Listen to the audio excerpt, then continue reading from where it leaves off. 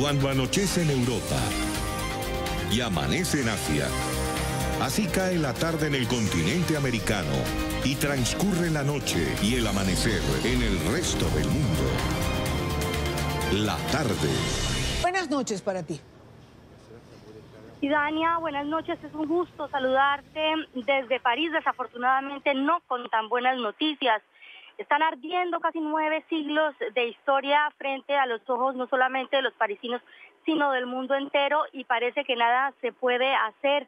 Hay más de 400 efectivos del cuerpo de bomberos presentes acá en la isla de la Cité, pero hasta el momento no se ha podido controlar en totalidad el fuego. Lo que también hemos podido saber por algunas fuentes cercanas que se han tenido contacto con las personas que están intentando metrizar, poder calmar este fuego, es que desafortunadamente también hay muchas pérdidas ya al interior de la catedral, porque el techo de Notre Dame se desplomó a causa obviamente de las llamas, y al desplomarse al interior, obviamente el daño dentro de la catedral ha sido enorme. Diana, ¿cuántas horas? Estoy viendo, tenemos en imágenes en este momento, imágenes en vivo, ¿ah? Esto ocurre en este momento allí en Notre Dame. ¿Cuántas horas ha durado este incendio? ¿A qué horas comenzó? ¿Qué han dicho las autoridades? Vi también que la Fiscalía aperturó una investigación. ¿Esto quiere decir que no se está claro de cómo comenzó este incendio? Así es, Dania. Mira, comenzó el fuego a las 6:50 de la tarde en París.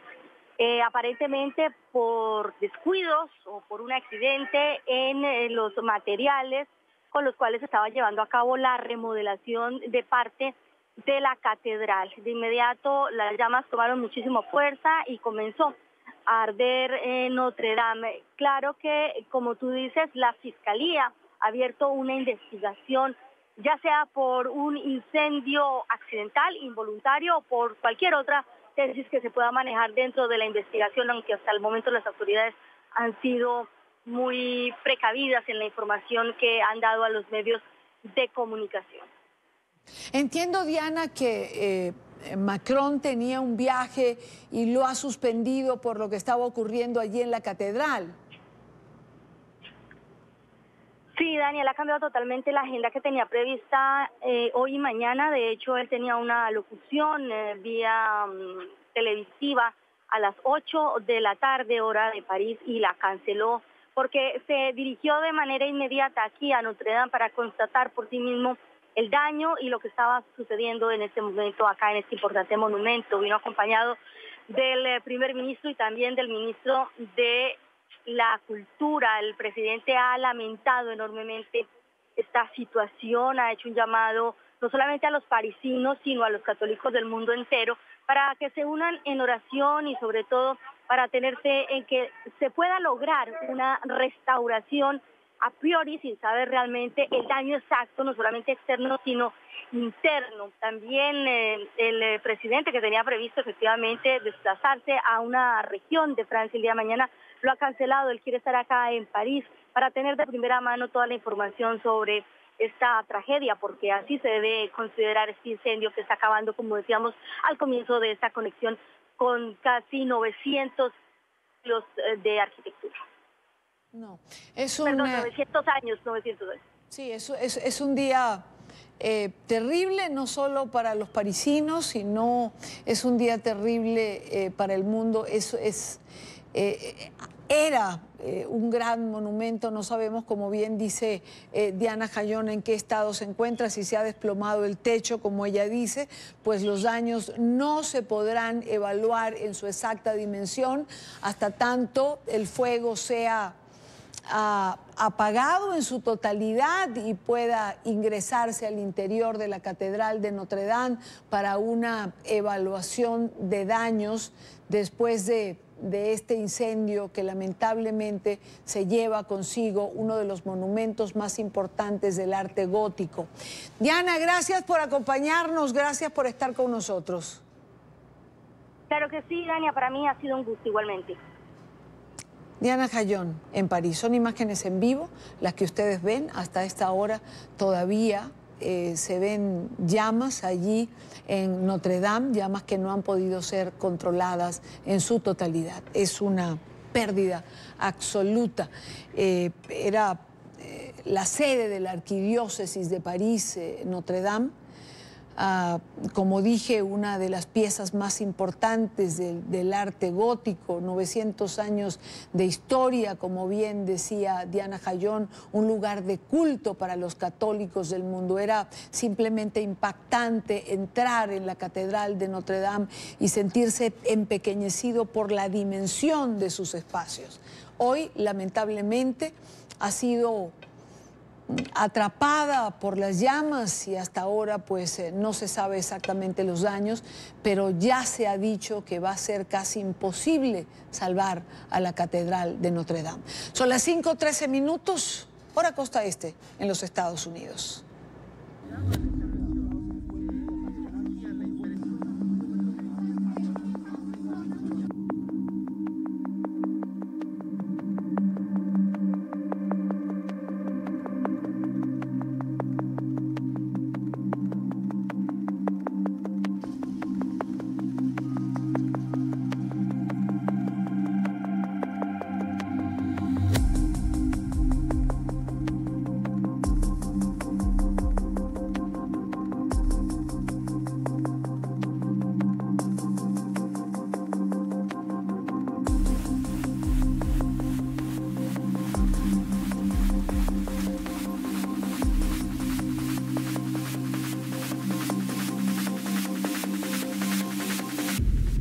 Ha concluido la gira del secretario de Estado de los Estados Unidos por Sudamérica, Mike Pompeo.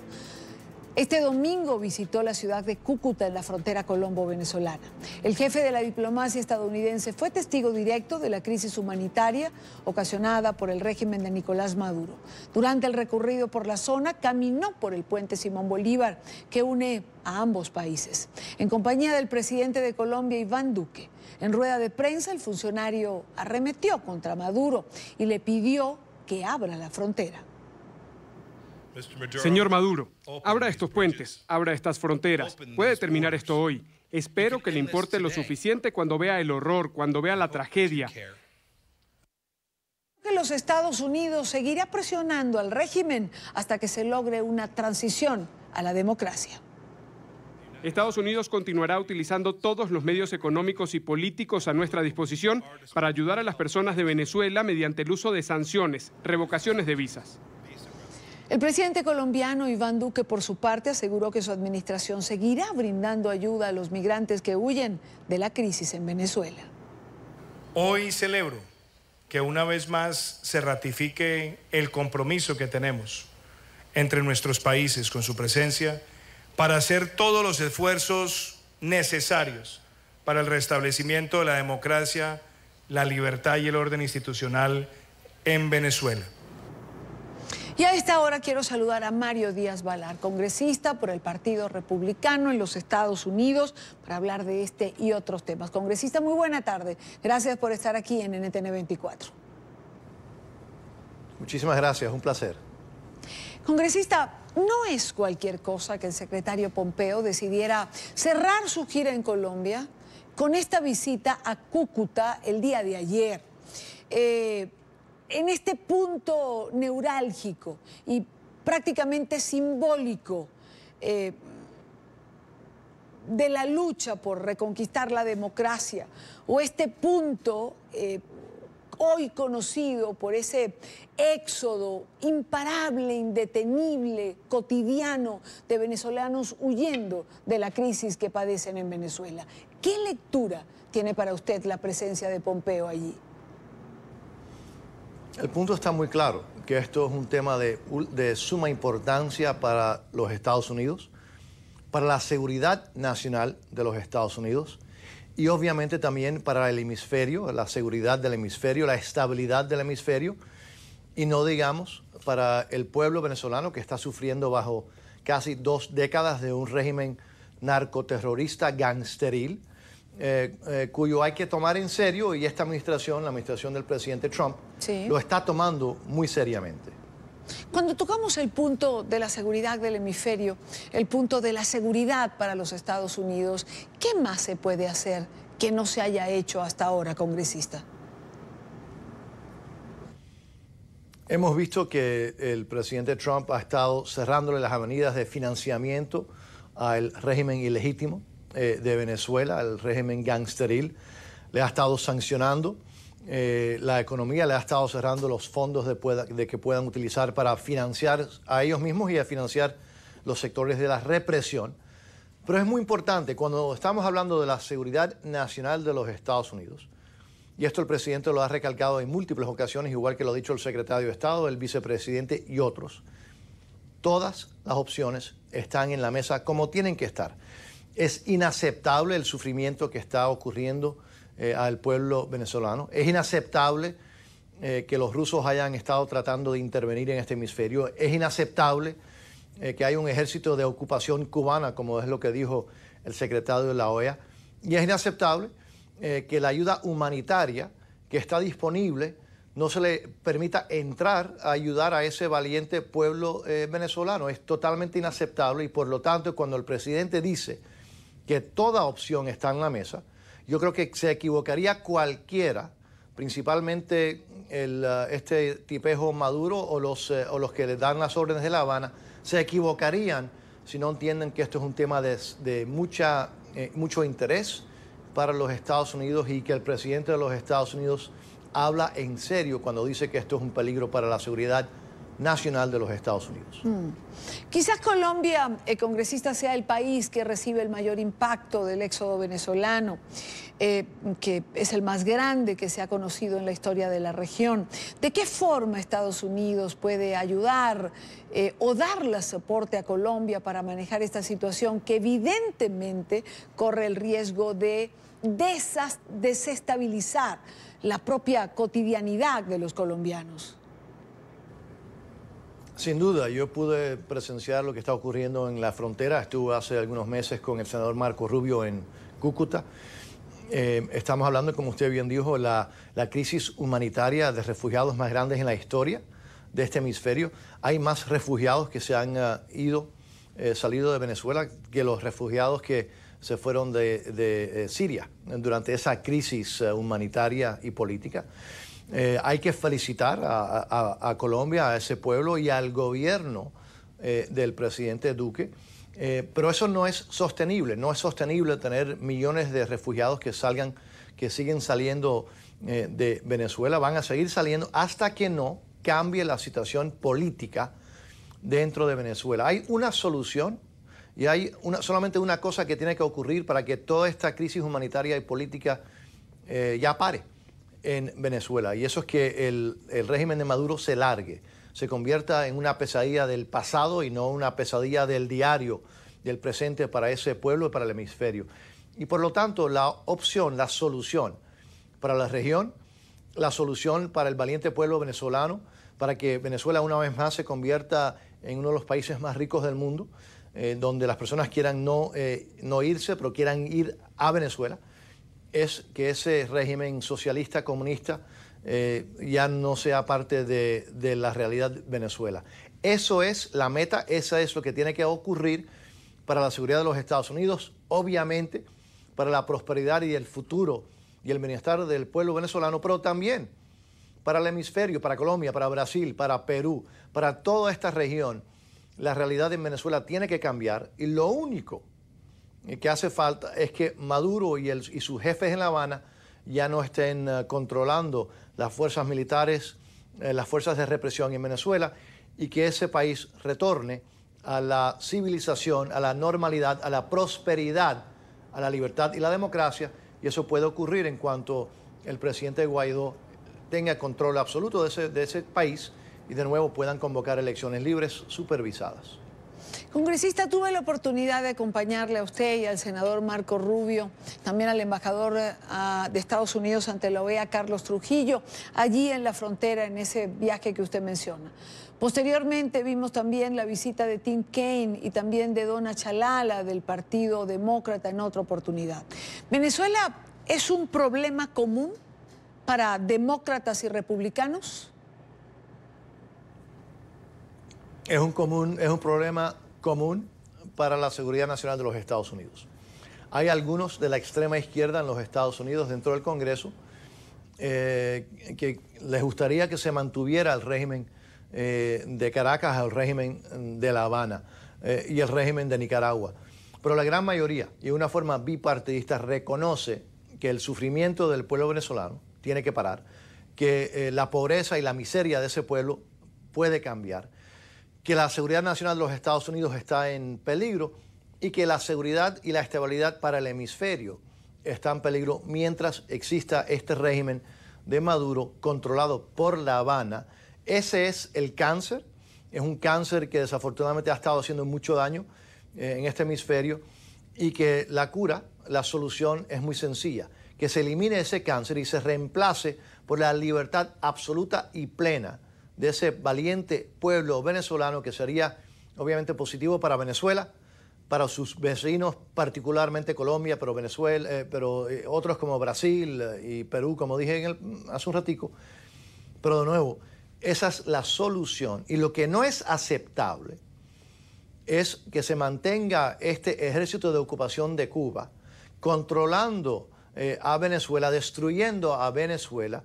Lo que es inevitable es que eso se convierta en el pasado y que el futuro de Venezuela sea el futuro de la devolución, de la libertad, de la democracia y de la soberanía a Venezuela, porque Venezuela, además de estar en la pobreza, en la miseria, en la represión, ha entregado su soberanía. Esta dictadura en Venezuela ha entregado la soberanía al régimen de La Habana. Todo eso tiene que parar. Y los Estados Unidos seguirá trabajando con nuestros aliados, nuestros amigos, particularmente con el pueblo valiente de Venezuela, hasta que Venezuela pueda recuperar su soberanía, su libertad, su democracia y por lo tanto también su prosperidad. Hay que reconocer, congresista, que las reacciones y acciones del presidente Trump y del Partido Republicano han sido quizás más contundentes, más oportunas que las que en su momento pudo tomar la administración del presidente Barack Obama. ¿Pudo reaccionarse antes? ¿Se perdió tiempo en ese momento? ¿Se permitió consolidar un poco más al régimen de Maduro? Bajo la administración del presidente Obama no solamente es que se perdió tiempo, utilizaron esa administración, ese tiempo, para tratar de consolidar el régimen de La Habana, para tratar de ayudar y financiar al régimen de La Habana, sabiendo que hay entre 20 a 25 mil cubanos dentro de Venezuela en este ejército de ocupación, que es como lo ha calificado el secretario general de la OEA. A pesar de eso, el presidente Obama hizo todo lo posible para ayudar a darle legitimidad y financiar en toda forma posible al régimen de La Habana. Hizo todo lo posible para seguir negociando con el régimen de Venezuela, pero no negociando para ver cómo se iba, negociando para tratar de consolidarse, para comprar tiempo. Gracias a Dios, las elecciones tienen consecuencias. Hoy en la Casa Blanca, y no quiere decir que yo estoy de acuerdo con todo, no lo estoy, con toda la política del presidente Trump. Pero cuando estamos hablando de la causa de libertad en este hemisferio, esta administración, este presidente y con su equipo de seguridad nacional entiende que esto es un cáncer, un ejército de ocupación que viene de La Habana, que ha estado destruyendo a Venezuela, también ha estado haciendo lo mismo en Nicaragua y en Bolivia. Eso no es aceptable, no se puede aceptar. Y ahora estamos viendo las consecuencias de aceptar eso como si eso fuera positivo. Estamos viendo el impacto que está teniendo en todo el hemisferio. Sí. Estamos viendo el número más grande de refugiados salir de un país de este hemisferio. Estamos viendo que el país más rico de Sudamérica ahora se ha convertido en un país donde los ciudadanos de Venezuela están tomando agua de alcantarillados, donde no tienen acceso a medicina básica, donde tienen que comer de basureros y de camiones de basura. Esa es la realidad del sistema socialista, comunista, que ha tomado a Venezuela, cuya cabecilla está en La Habana, y cuya realidad lo conocía el presidente Obama y hizo todo lo posible para ayudar a ese régimen. Eso ha cambiado.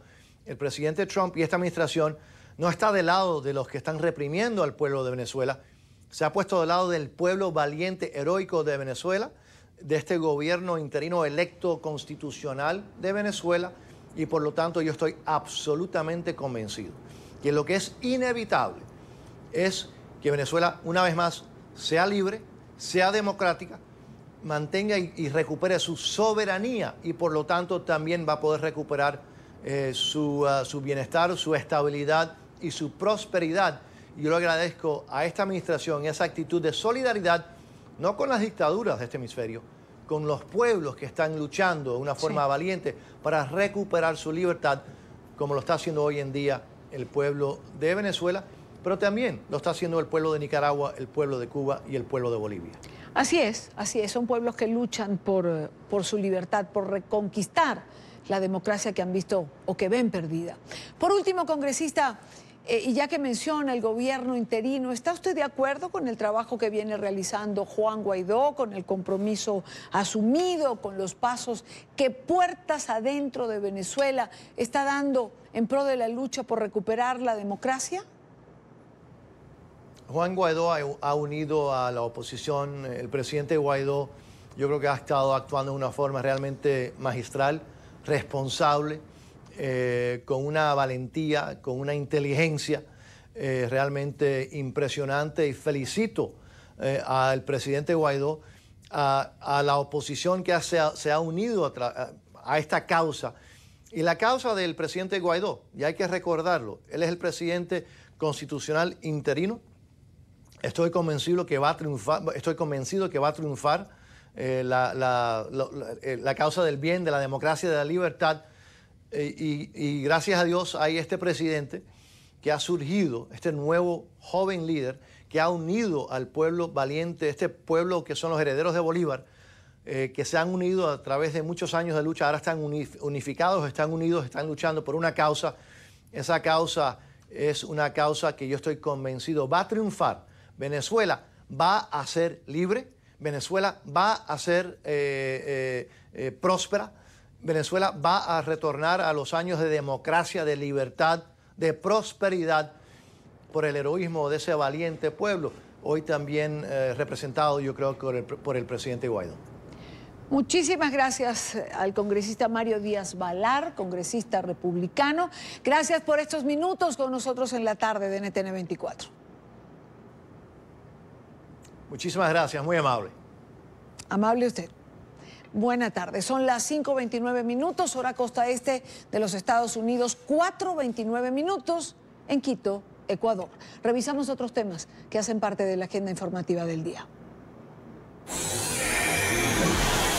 Es noticia la alerta climatológica al sur de los Estados Unidos. 8 personas muertas, entre ellas 2 niños. Trágico saldo que deja hasta el momento el paso de una tormenta que ocasionó una decena de tornados, inundaciones, daños materiales y apagones en unos 90,000 hogares en Texas y en Mississippi. Las autoridades advierten sobre el avance del temporal hacia la costa este de la Unión Americana, donde podrían registrarse lluvias y fuertes vientos en ciudades como Washington, Filadelfia y Baltimore. Clima devastador en Estados Unidos. Una poderosa tormenta que el fin de semana arrasó con todo a su paso en el sur de la Unión Americana amenaza con seguir su camino de destrucción hacia la costa este del país. Texas, Mississippi, Luisiana, Arkansas y Georgia son los estados más afectados hasta el momento. Decenas de personas resultaron heridas, cientos de carreteras bloqueadas y unos 90,000 hogares se quedaron sin servicio eléctrico. No solo las intensas lluvias causaron estragos, sino los potentes vientos formaron tornados que causaron el pánico entre los residentes de estas localidades. De acuerdo con la oficina del alguacil del condado de Angelina, 2 niños de 3 y 8 años se encontraban en un vehículo junto a sus padres en Texas. Perdieron la vida cuando un árbol derrumbado por el tornado cayó sobre la parte trasera del automóvil, donde ellos estaban sentados. El servicio meteorológico activó las alarmas en Nueva York, Washington y Atlanta. Las autoridades instan a la población a no subestimar el temporal, a tomar precauciones y atender el llamado de las autoridades. Advierten que podrían registrarse granizadas y piden no esperar escuchar la llegada de los tornados para refugiarse, pues su peculiar sonido podría ocultarse con las precipitaciones. Aquí vivió Julian Assange desde agosto de 2012. Estos pasillos y algunas de las habitaciones de la embajada las compartían Assange y los diplomáticos ecuatorianos. Cubierto tras el emblema nacional desde esta habitación, que es la principal de la embajada, pero que la tenía bajo su uso exclusivo, el señor Assange, a través de su maquinaria electrónica, cibernética y a través de sus seguidores y de la plataforma que maneja, interfería directamente y agresivamente en los intereses políticos de otros países. Lo hizo con las elecciones de Estados Unidos, lo hizo en España con el tema sensible de Cataluña y lo ha venido haciendo también al interferir en la política interna ecuatoriana. En esta misma sala de reuniones, el embajador de Ecuador ante Reino Unido, Jaime Marchán, le leía en voz alta a Julian Assange el anuncio de que Ecuador le retiraba el asilo diplomático. La comunicación y me puse de pie, porque lo había aceptado, y el Assange, estoy diciendo que inmediatamente, me puse acá, inmediatamente, pacíficamente le acompaño a la puerta. Entonces él se levantó, sorprendido, y lo que hizo es este movimiento habitual en él, y se quiso meter, poner para acá, para meterse acá. Aquí tiene una clave, él solamente la conoce, encontraba la clave y se encerraba. Un intento del que Assange desistió al ver que la policía diplomática estaba apostada en la puerta. Las habitaciones que ocupaba Julian Assange han quedado de momento clausuradas de manera casera con estas cintas. Aquí, frente a esta puerta, ocurrió el intercambio. La salida de Assange fue coordinada con la policía británica. Según el embajador Marchán, la policía diplomática ecuatoriana lo condujo hasta esta puerta y allí ya lo esperaba la policía de Reino Unido.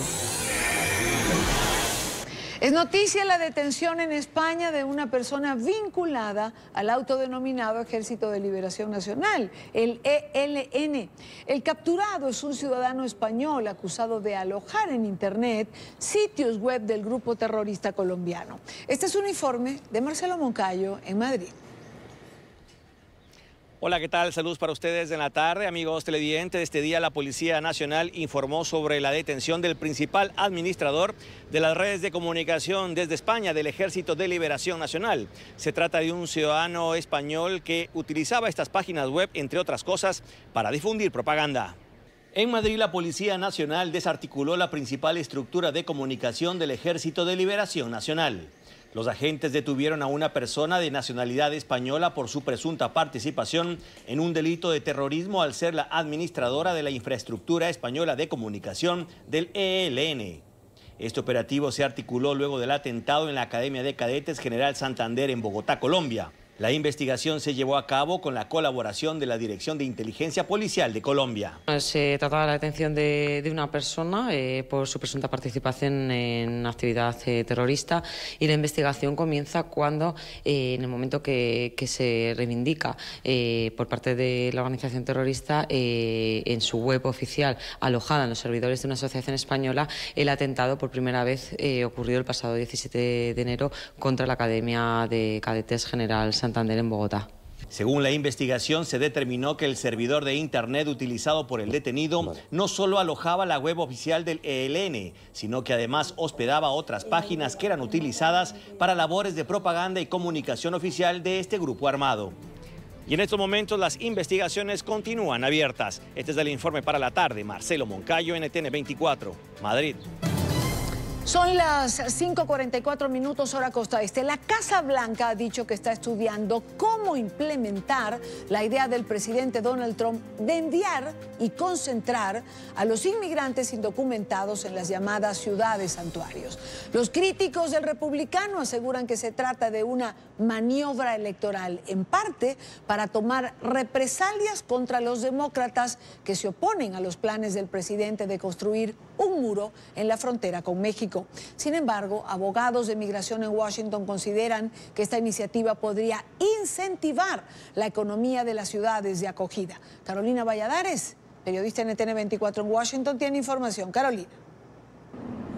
¿Qué tal? Buenas tardes desde Washington. La última en hacer públicas las posibles intenciones de la administración Trump ha sido precisamente la secretaria de prensa de la Casa Blanca, Sarah Sanders, ante un medio de comunicación de los Estados Unidos. Dijo que es cierto que todas las opciones están ahora mismo sobre la mesa en relación a llevar a los migrantes detenidos por el ICE y que están en los centros de detención a estas llamadas ciudades santuario. Eso sí, dijo que no es la primera opción que ahora mismo baraja la administración Donald Trump. ¿Y qué son las ciudades santuario? Bien, son aquellas urbes que ofrecen una cooperación muy limitada con las autoridades migratorias. Hay que recordar que en los últimos meses se vive una crisis en la frontera sur con México. En el mes de marzo las cifras fueron alarmantes, fueron un total de 100.000 los migrantes aprehendidos en esa frontera, lo que significa una cifra récord en los últimos 10 años.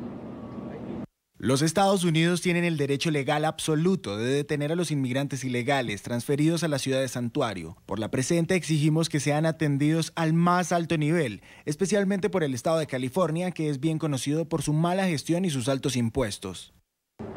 Esta amenaza del presidente Donald Trump a las llamadas ciudades santuarios se da en un contexto en el que el Partido Demócrata se ha opuesto a todas y cada una de las políticas migratorias del presidente de los Estados Unidos. Además, hay que decir que esta política podría salirle fallida al presidente porque son muchas las ciudades santuario, por ejemplo, Los Ángeles, Nueva York, San Francisco, aquí mismo también Washington, pero algunos de los alcaldes de estas ciudades, como es el caso del alcalde de Chicago, de Rahm Emanuel, ha dicho abiertamente en las últimas horas que estaría más que gustoso de recibir a estos migrantes. De hecho, ha dicho que su ciudad tiene una política de hace años de recibir con los brazos abiertos a los migrantes, como fue hace un par de años a recibir a aquellos que huían del huracán María en Puerto Rico.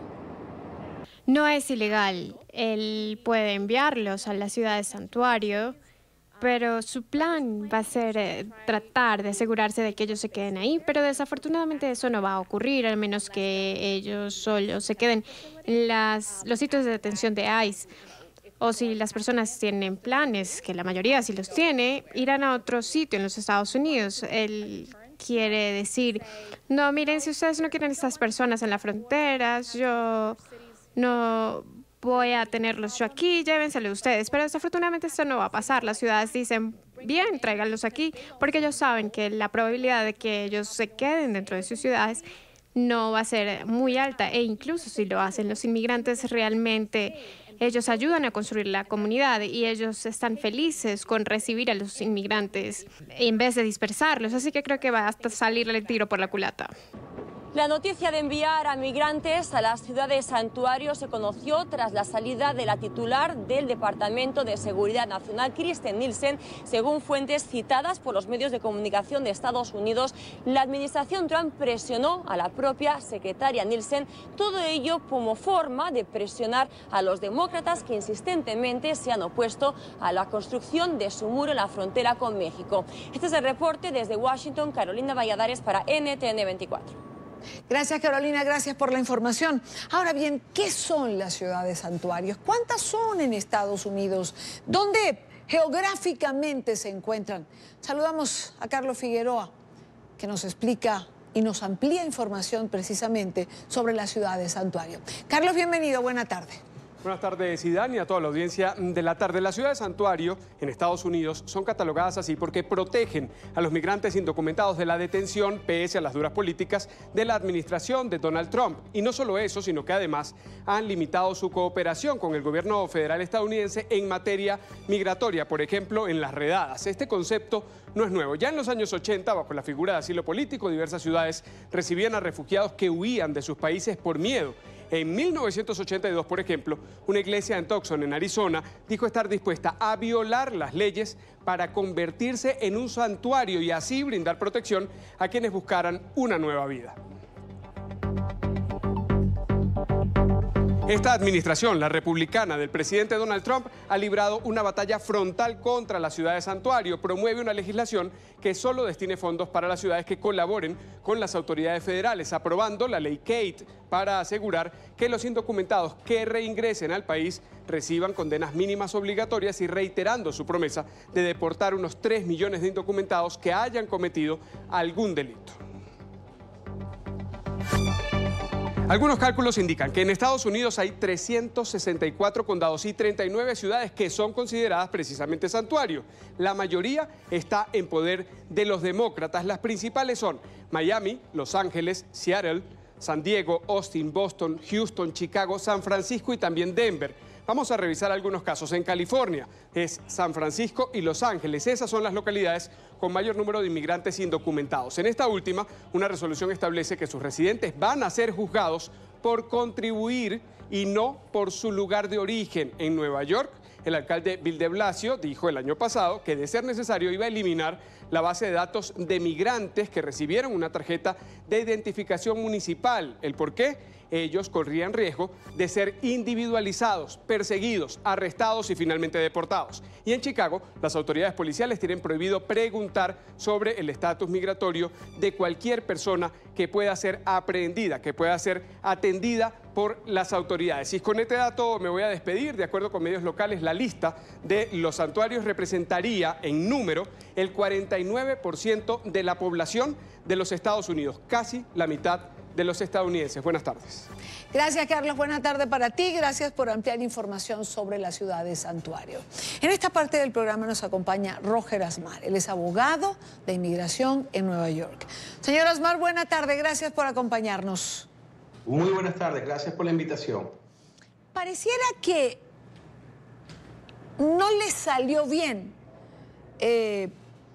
este pronunciamiento al presidente Trump, porque contrario a lo que pensó, la idea ha sido acogida con beneplácito, por lo menos por parte de algunas autoridades de Ciudad de Santuario.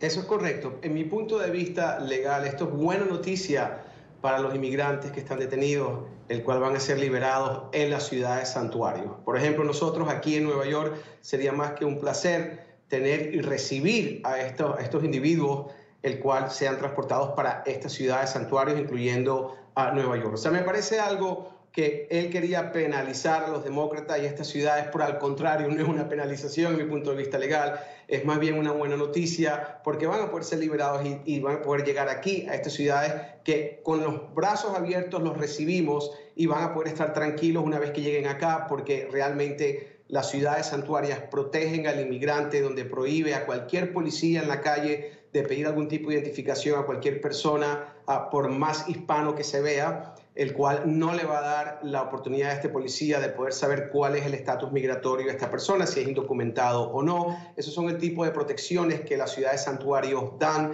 y el cual estas personas se sentirían sin temor de poder salir a las calles, de poder trabajar y poder vivir de una manera normal sin tener que tener el miedo de tener a ICE sobre la cabeza de ellos, buscando ellos exactamente esconderse para no ser detenidos. Pero es una buena noticia desde mi punto de vista y aquí los esperamos a todos sin ningún tipo de restricción y es algo que realmente, en vez de penalizar a los demócratas, nos está favoreciendo porque también, como se dijo anteriormente, ellos contribuyen a la economía de venir y poder trabajar aquí en esta ciudad de Santuario. Abogado, ¿cuál sería el proceso de llegar a implementarse esta idea del presidente Trump? Pues tendríamos que ver cuál sería el proceso, porque si es el transporte de todos los que se encuentran actualmente detenidos al haber cruzado la frontera y trasladarlos acá a las ciudades santuarias, incluyendo en California, Nueva York, pues será un proceso donde no es que simplemente van a ser liberados y les van a decir bienvenidos a los Estados Unidos, váyanse, no. Van a ser liberados aquí, si esto se da, esta propuesta es aprobada y se procede con esa manera.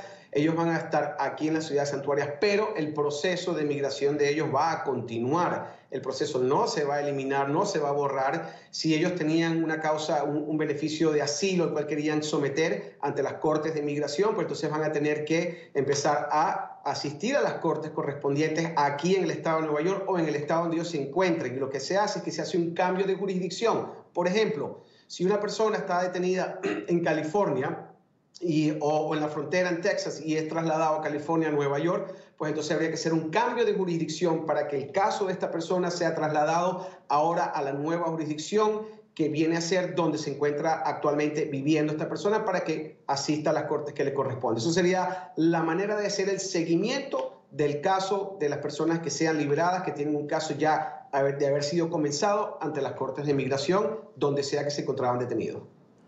Ahora, abogado, ¿usted cree que esto llegue a concretarse o se quedará solamente en palabras? En mi punto de vista legal, ojalá y se concrete y se dé. pero realmente trasladar a miles de personas que están actualmente detenidas cuesta muchísimo dinero. También trasladarlos y también ponerlos en libertad es como una contradicción con la política que ha implementado Trump desde que él es presidente, donde ha sido muy rígido en contra de los inmigrantes y en contra de inmigración. Entonces es algo que realmente no hace sentido hacerlo, pero por otro lado, qué buena noticia, veremos si realmente se cumple y estas personas llegasen a ser liberadas, que sería muy bueno para tanto como para ellos, para la ciudad de Santuario. Así es. Quiero agradecer a Roger Asmar, abogado de inmigración en Nueva York. Buena tarde para usted. Muy buenas tardes para todos. Muchas gracias. Gracias a usted por atendernos. Son las 5:56 hora costa este. Y en otro orden de ideas, el presidente estadounidense ha dado un consejo a la compañía aeronáutica Boeing para que salgan de la crisis que atraviesan desde que 2 aeronaves de ese modelo sufrieron accidentes que resultaron en centenares de personas fallecidas. A través de su cuenta en Twitter, el republicano ha recomendado que arreglen y cambien el nombre de sus aviones 737 MAX. ¿Qué sé sobre la marca? Tal vez nada, pero me convertí en presidente. Pero si fuera Boeing, arreglaría el Boeing 737 MAX, añadiría algunas funciones adicionales geniales y bautizaría el avión con un nuevo nombre. Ningún producto ha sufrido como este, pero una vez más, ¿qué demonios sé? A esta hora quiero saludar al mayor general Cliver Alcalá Cordones, general retirado, venezolano, hoy en el exilio. Mayor general, buena tarde, gracias por acompañarnos. Gracias a ti por la invitación, Idania. ¿Qué hace falta para que la Fuerza Armada atienda el llamado de los venezolanos? Bueno, recuerda que la Fuerza Armada que tú conociste, la Fuerza Armada que yo dejé hace 6 años, no es la misma Fuerza Armada de hoy en día, ¿no?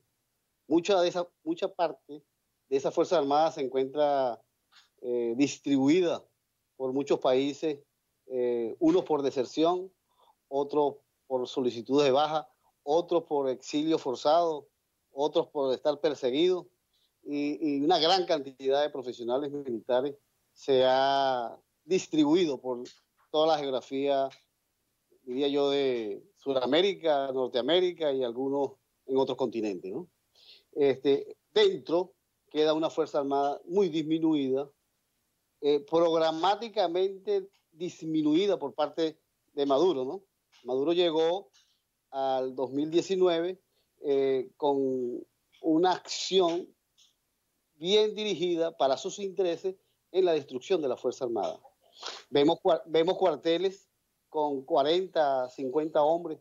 Hace 2 domingos en Fuerte Mara, un fuerte donde yo laboré durante 8 meses en la frontera del Zulia, habían solamente 16 efectivos en todo el fuerte, que alberga en condiciones normales, o albergaba en condiciones normales en el pasado, unos 1.500 hombres, ¿no?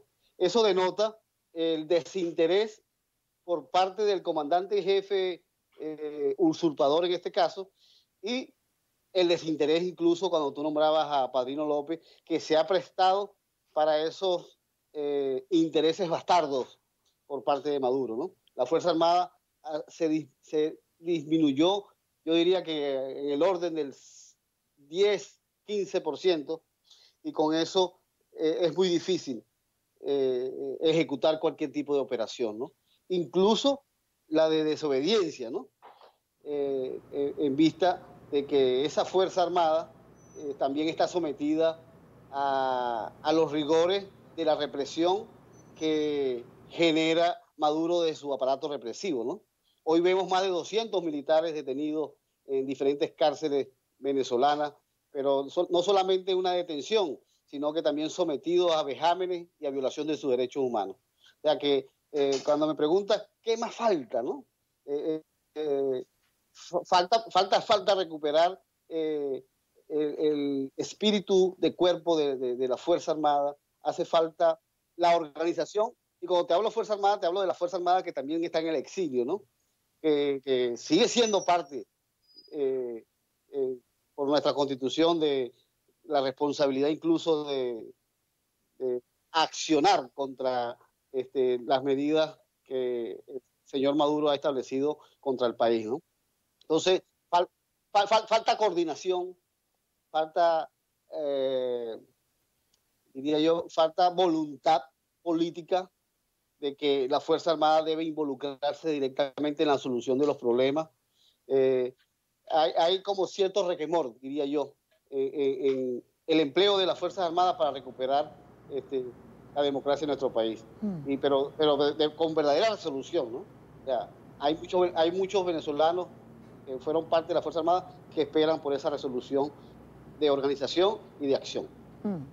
Ahora, varias preguntas me surgen después de escucharle. La primera de ellas, vayamos al general Vladimir Padrino López, al ministro de la Defensa.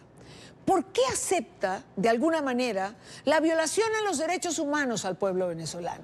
¿Por qué acepta que las armas de la República se le entreguen a colectivos identificados con el oficialismo? ¿Por qué Padrino López ha decidido asumir ese papel ante la historia de Venezuela? Bueno, esa pregunta creo que la podría responder él mejor, ¿no? Pero te puedo dar mi apreciación, ¿no?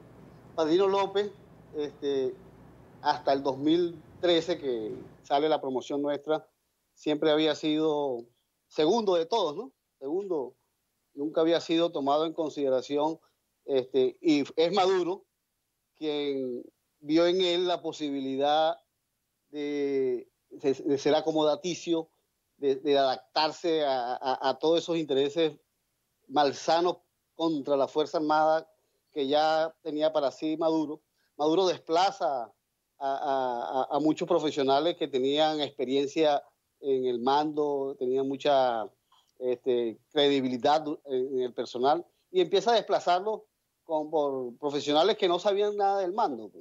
No quiero decir que Padrino no conociera el mando, porque sí estaba involucrado en el mando, pero se llenó de oficiales que no debían haber ascendido nunca. O sea, una forma de destrucción de la Fuerza Armada fue masivos ascensos, teniendo o no los méritos, y tanto así que hoy, según el Instituto de Previsión Social de la Fuerza Armada, estamos cercanos a 1.600 generales, ¿no? Eso es ni el ejército chino, por decirte una referencia de un ejército que maneja millones de tropas, ¿no?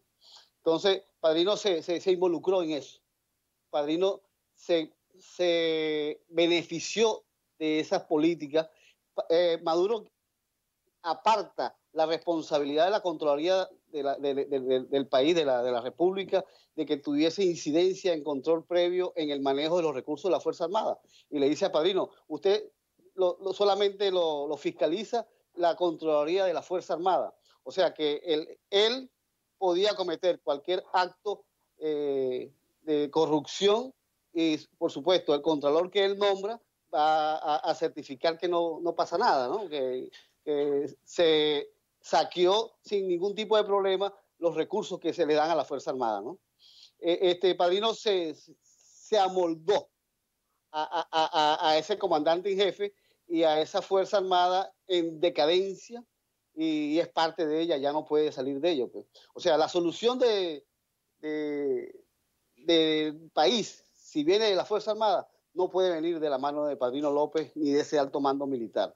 Yo siempre ocupo y mi mensaje va dirigido a la juventud militar que aún queda, a la juventud militar, no solamente dentro de la Fuerza Armada, sino juventud militar que está en el exilio y que es bastante numerosa, ¿no? Y que la organización, en combinación con esa Fuerza Armada, aunque precaria, aún se mantiene en los cuarteles, va a ser la fórmula que logre cualquier situación de desplazamiento del régimen de Maduro. Ahora, digamos que esa ha sido decisión del general Vladimir Padrino López, es decir, el papel que ha asumido, cada quien es responsable. Cuando usted habla de falta de coordinación, cuando yo le pregunto qué falta en la Fuerza Armada para que reaccione o para que apoye o para que escuchen a los venezolanos, usted me dice que, entre otras cosas, falta coordinación. Y yo le pregunto, ¿cómo establecer esa coordinación? Por ejemplo, todos los generales, coroneles, soldados que han salido de Venezuela, todos quieren recuperar la democracia.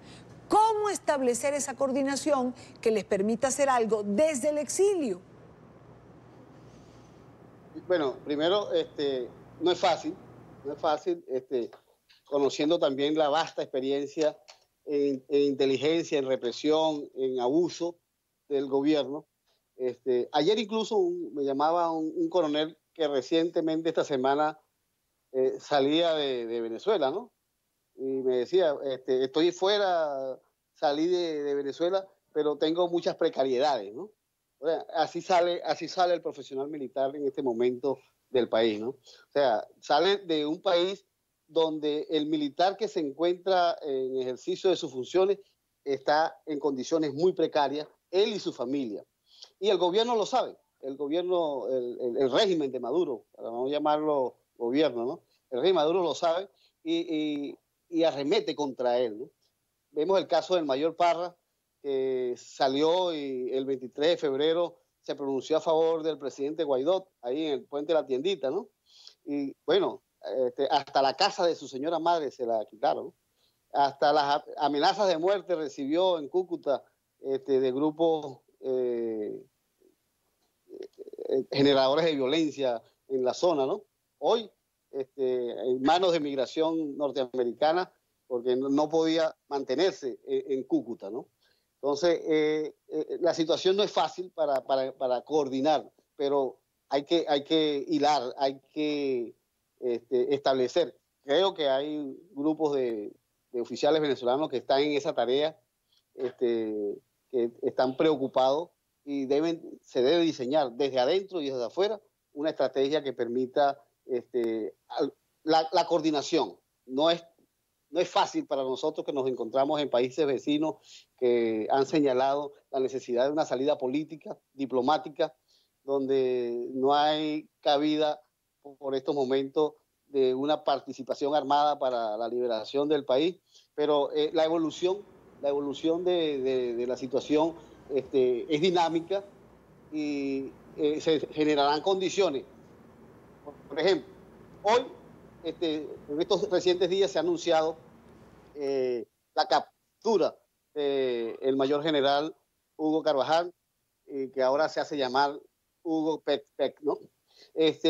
Eso, sin lugar a duda, con sus declaraciones, ya que está sometido ya a cargos tanto en Miami como en Nueva York, de ahí van a salir muchos señalamientos, donde la comunidad internacional va a verificar exactamente que la dirección política del régimen es la dirección política de un cartel, ¿no?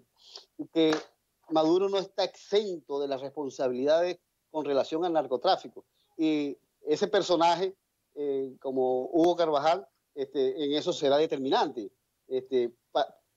producto de que su declaración incidirá también en su situación como reo en Estados Unidos, ¿no?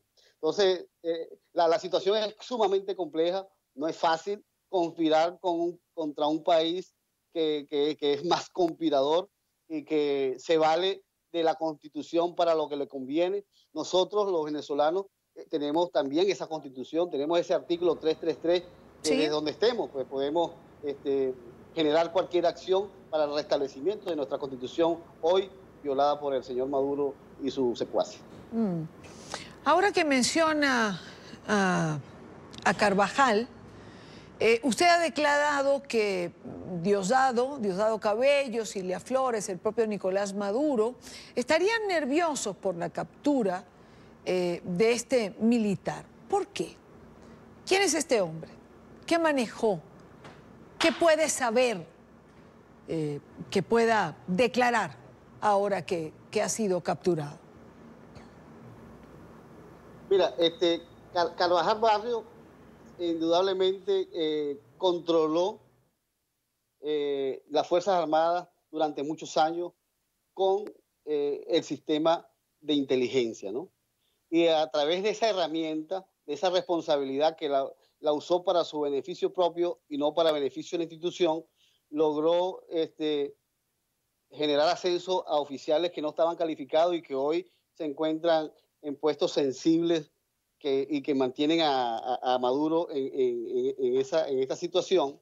También generó decisiones contrarias a la ética en los temas del narcotráfico dentro de la Fuerza Armada.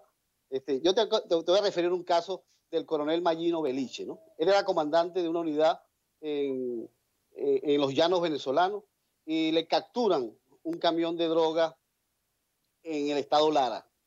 El coronel, convicto y confeso, no sé, eran unas 2 toneladas de droga, pasa un proceso y de repente sale libre, pero rápido, ¿no? Y al año le corresponde ascenso de teniente coronel a coronel. Bueno, yo estuve en esa junta de ascenso, como recuerdo, era general de brigada, y hacíamos las discusiones para los oficiales que debían ascender. Y cuando presentan a Mayino, yo me levanto, ese teniente coronel no puede ascender a coronel. Entonces, habían varios filtros, pues el principal filtro era el del componente, donde uno estaba, ¿no? Y de repente Mayino Beliche asciende a coronel. Bueno, la responsabilidad, en este caso, recaía sobre el mayor general Hugo Carvajal y sobre el ministro de turno, ¿no? En este momento no recuerdo quién era, ¿no? Y incluso en la responsabilidad del comandante en jefe en este momento, que era el presidente Hugo Chávez, ¿no? Entonces, eso no se daba casualmente. Eso no era posible si no estaba conectado el hecho de él en ese sentido, ¿no? Bueno, eso empezó a traer problemas. Recuerdo después ese coronel lo mandaron de agregado militar a Argentina y no había forma y manera. Así como el caso de Mayino Beliche, se degeneraron muchos casos donde era hasta imposible reclamar por qué se hacían esas cosas, ¿no? Bueno, era una estructura armada desde la inteligencia y con la venia en este momento del presidente Chávez. Entonces, no es fácil el combate hacia esas estructuras cuando había una vinculación total en los organismos de inteligencia. Esa es una de las responsabilidades graves que debe enfrentar el señor Hugo Carvajal. Ahora, hablemos de usted, de su caso particular. ¿Por qué tendría que ser diferente? ¿En qué momento usted se separa de la revolución bolivariana? ¿En qué momento decide poner distancia de lo que ahora critica? De lo que el chavismo ha hecho finalmente con la Fuerza Armada, donde también usted estuvo, ¿no? Por mucho tiempo. Claro que sí. En el año 2012 yo soy nombrado comandante de la región Guayana y me nombra el presidente Chávez. O sea, diferentes actividades, diferentes acciones antes de llegar ahí. En Valencia, cuando ascendí a brigada, fui responsable de la detención de Walir Macri, que yo era comandante de la guarnición de Valencia. Bueno, eso me trajo como consecuencia que acusaciones del mismo Walir Macri inciden en que yo caiga en la lista de la OFAC, ¿no? Mis desavenencias fueron totalmente manifiestas en Carabobo. Hubo una oportunidad donde fui destituido por mi acusación contra el gobernador Acosta Carles por su asociación en el narcotráfico con Walir Macri. Yo, bueno, cuando me llaman, está destituido, bueno, me dan la baja al término de la distancia. Pues. Si me van a sacar por atacar el narcotráfico, prefiero la baja. Pues. Bueno, al final el presidente, como no vio que yo doblegué, decidió salir de Acosta Carles. Bien, y así mi pasaje por Maracay también fue contigo con de directivas que habían ahí. Todos los casinos del centro prácticamente los cerré yo, porque eran centros de lavado del señor Macri y de muchos militares involucrados en ese esquema. Sí. Comencé mi respuesta con la Guayana, porque ahí comienza ya el declive de Chávez, la puesta en escena de Maduro como presidente encargado. Bueno, mi situación en la región Guayana fue muy difícil manejarme con Maduro como comandante de región, para poder luchar con los ilícitos que se daban ahí desde el punto de vista de la minería ilegal. Cuando me comienzo yo a deslastrar el gobierno de Maduro, en este caso, en ese cargo, empezaron discusiones que no atacara la minería ilegal, y si tú te puedes ver, estoy hablando del 2012, 2013, ya para 2016 Maduro firma el decreto de la creación del Arco Minero del Orinoco. En 2012, en Venezuela se generaban ilícitamente unas 10 toneladas de oro anual. 10 toneladas pueden darse mensualmente, ¿no? Producto de la aberración del Arco Minero del Orinoco. Bueno, siempre estuve en desacuerdo con esas actividades ilícitas, ¿no? Y no compaginé en ningún momento con los delincuentes que llevaban el gobierno, ni con Diosdado Cabello, ni con Tarek Al-Aizame, ni con Reverol, ni con Maduro, y siempre correspondió mis 30 años de servicio ese julio, ofrecieron embajada, incluso sostuve el placer de una de esas 2 embajadas que me ofrecieron, no las acepté, y me dediqué a mis actividades que hoy sigo continuando y sigo haciendo, que es luchar contra el régimen de Maduro y las cúpulas que lo rodean. Mayor General, estamos conversando con el Mayor General Cliver Alcalá Cordones. Usted está en Colombia. Colombia tiene tratado de extradición con los Estados Unidos.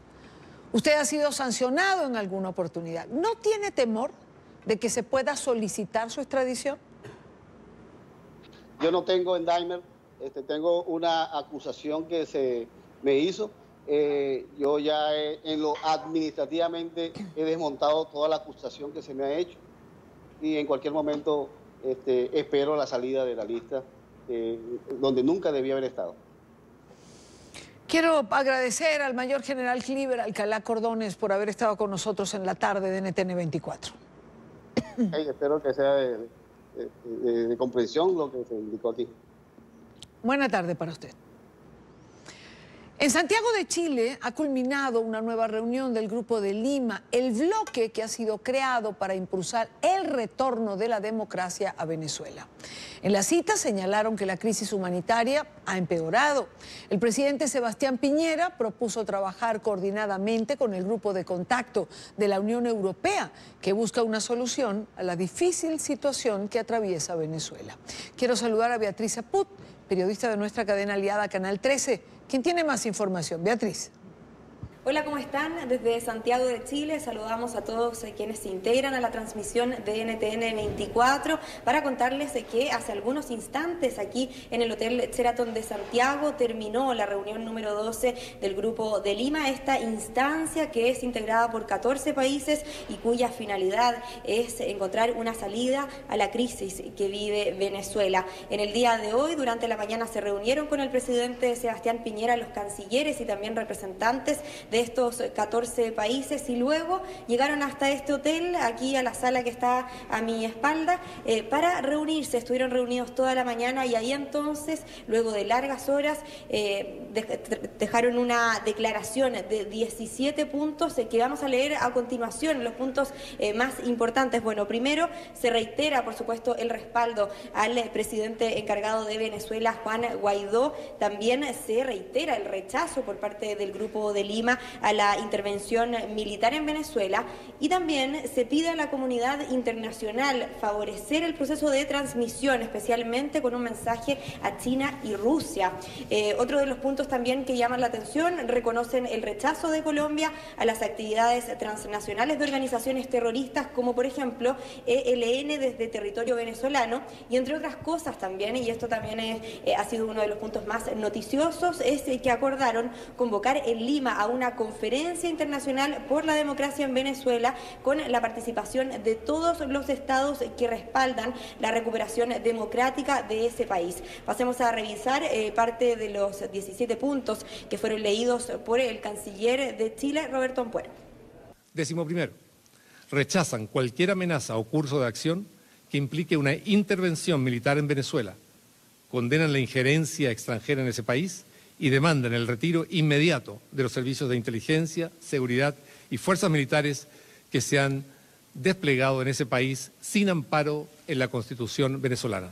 15. Acuerdan convocar en Lima a una conferencia internacional por la democracia en Venezuela, con la participación de todos los estados que respaldan la recuperación democrática en ese país. Escuchábamos ahí entonces parte de estos 17 puntos que fueron leídos por el canciller Roberto Ampuero y que por supuesto en los que se reitera la preocupación del Grupo de Lima frente a las violaciones de los derechos humanos que se viven también en este minuto en Venezuela, y se convoca entonces a esta conferencia en Lima. Por supuesto que nosotros nos vamos a quedar atentos a todas las reacciones también que puedan venir de Venezuela luego de esta reunión número 12 del Grupo de Lima. Desde Santiago fue el trabajo de Beatriz Aput para NTN 24. Gracias, Beatriz, muchísimas gracias por estar con nosotros y gracias por ese resumen de lo que ha sido este encuentro del Grupo de Lima hoy en la ciudad de Santiago. Antes de ingresar a esta reunión, antes de ingresar a este nuevo encuentro, el designado especial del gobierno interino de Guaidó para el Grupo de Lima, Julio Borges, habló de la necesidad de que la comunidad internacional mantuviese la presión sobre el régimen de Maduro y publicaba en su cuenta de Twitter, con el sonido ambiente, esto nos decía. Las sanciones que se han tomado hasta ahora contra Maduro, al mismo tiempo fortalecer el grupo, los pasos que ha decidido el gobierno parlamentario, el presidente Guaidó, el cese de la usurpación, el gobierno de transición y las elecciones libres, planteamientos que queremos que el resto de las iniciativas, como el Grupo Europeo, como los propios rusos o chinos, sigan lo que es la decisión nuestra, decisión venezolana, decisión latinoamericana, y tenemos también hoy una serie de medidas con las cuales queremos fortalecer el grupo, fortalecer su posición y seguir impulsando finalmente lo que tiene que ser el cambio político en el país. Eran declaraciones de Julio Borges antes de ingresar a este encuentro del Grupo de Lima. Por cierto que ciudadanos en Venezuela creen que la visita del pasado domingo del secretario de Estado Mike Pompeo a la frontera colombo-venezolana abre el camino y la esperanza para que más de 300.000 pacientes crónicos que necesitan medicinas para tratar sus enfermedades puedan tener opción. Los ciudadanos exhortan al régimen de Maduro a abrir las fronteras. Este es un reporte de Oliver Fernández en Caracas. Cientos de pacientes mueren cada día en Venezuela a causa de la falta de medicamentos e insumos. Negar la ayuda humanitaria es condenar a quienes hoy luchan por salvar su vida. Por eso, los ciudadanos apoyan la visita de Mike Pompeo a Cúcuta. Porque necesitamos que entre la ayuda humanitaria, porque necesitamos los medicamentos, porque necesitamos estar libres, porque necesitamos comer. Desde el Hospital JM de Los Ríos en Caracas, las enfermeras expusieron los motivos que demuestran la importancia de la visita del secretario Mike Pompeo y del ingreso de la ayuda humanitaria a Venezuela.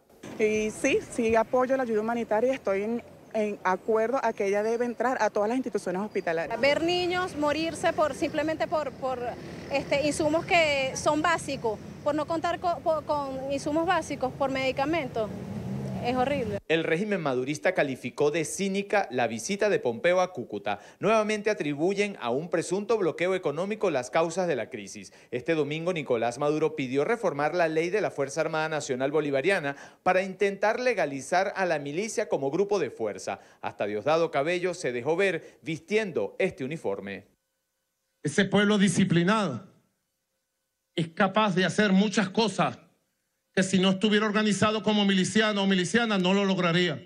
Ahí están las funciones: un territorio, una misión, un fusil. Los profesionales de la salud son testigos del fracaso de las políticas del régimen. Señalan que nunca reconocen sus errores. El egoísmo siempre ha estado presente. Egoísmo, orgullo orgullo de no aceptar de que aquí pasa algo, de que aquí estamos en emergencia, de aquí estamos críticos. Mostrarse siempre como la víctima ante el mundo es un libreto del comunismo para el internacionalista Carlos Luna. Por eso es que el régimen de Maduro reacciona de esa manera ante la llegada del secretario norteamericano Mike Pompeo a Cúcuta. Lo que hace cualquier gobierno comunista y lo que hace cualquier gobierno de corte socialista. Primero, victimizarse, tratar de hacer ver al mundo que él es la víctima de una conspiración y un ataque de parte de las fuerzas del imperialismo y que están luchando por las fuerzas del bien. Y obviamente pasar a la historia como un gobernante que no lo dejaron luchar por el bien de la humanidad, porque es el primero que pareciera que desea una invasión militar a Venezuela para poder victimizarse. Por otra parte, el presidente interino de Venezuela, Juan Guaidó, continúa en su recorrido por algunos estados del país. Este sábado visitó al estado Zulia, el domingo punto fijo en el estado Falcón, y se espera que hoy visite a la ciudad de Coro. Es la información que manejamos desde Caracas. Continúen con más de la tarde de NTN 24. Gracias a Oliver Fernández por la información. Hacemos un corte, no sin antes invitarlos a suscribirse en nuestro canal en YouTube, NTN 24. Allí lo tienen en pantalla, www.youtube.com/NTN 24. Todos nuestros contenidos multimedia, la señal del canal en vivo, reportajes, entrevistas. Siempre tiene la opción de estar bien informado a través de la señal de NTN 24. Hacemos un corte, regresamos en breve. Ya al cierre del programa, volvemos a la noticia con la que aperturamos el día de hoy. Tristeza y consternación en París.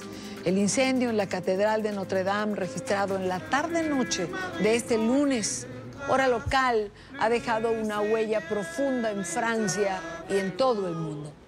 Estas imágenes que tienen en pantalla corresponden a una jornada de oración. Una jornada de oración ante la emergencia que ha dejado reducida a cenizas parte de la estructura gótica de este patrimonio de la humanidad, porque la Catedral de Notre Dame fue declarada por la UNESCO como Patrimonio de la Humanidad. Oigamos.